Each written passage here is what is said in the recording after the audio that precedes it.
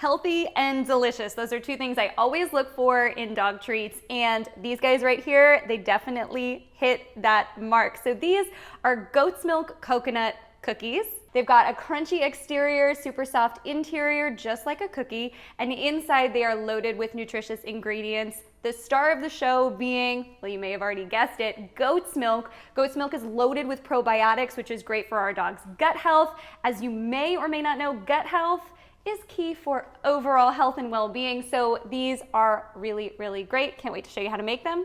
Let's get cooking.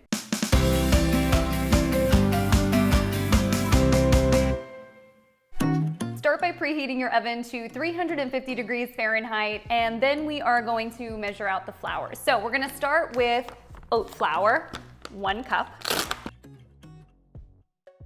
and ½ a cup of coconut flour. Anytime I measure out flour for my dog treats, I use the spoon and level method. So basically that means that you're not taking your measuring cup and sticking it straight into the bag.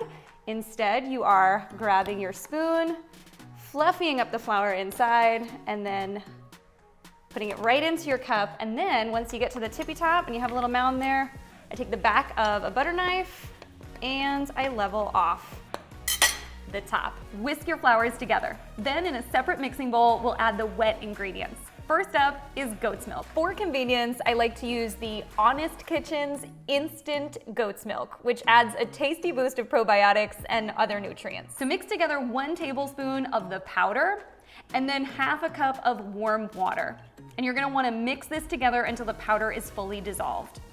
Then to this same mixing bowl, you're going to add 1 large egg and 1 tablespoon of coconut oil. Mix together. Once everything's thoroughly combined, you're gonna just add your liquid into your dry ingredients and then go ahead and stir that together. You'll see the mixture isn't as thick as a biscuit dough, but it's also not as liquidy as a cake recipe. It's somewhere in the middle. To make our little cookies, we're gonna pinch off a little piece. I like to keep them small because I've got small dogs. And you'll roll it into a little ball, and then you're just gonna use your hands and press it flat. Now I will say, as you are forming your cookies, this is pretty sticky. So what I like to do is several times throughout this process, I will pause and I will wet my hands, dry them off, and then come back.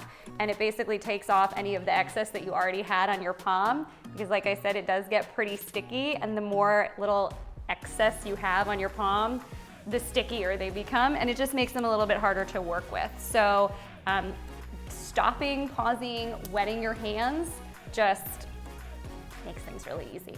Now place your cookies onto a parchment paper lined baking sheet and bake for 20 minutes. Once the timer goes off, turn your cookies over and bake them for an additional 10 minutes. And here's what the cookies look like after they cool on a wire rack. I hope your dogs love this recipe just as much as mine do. See you next time.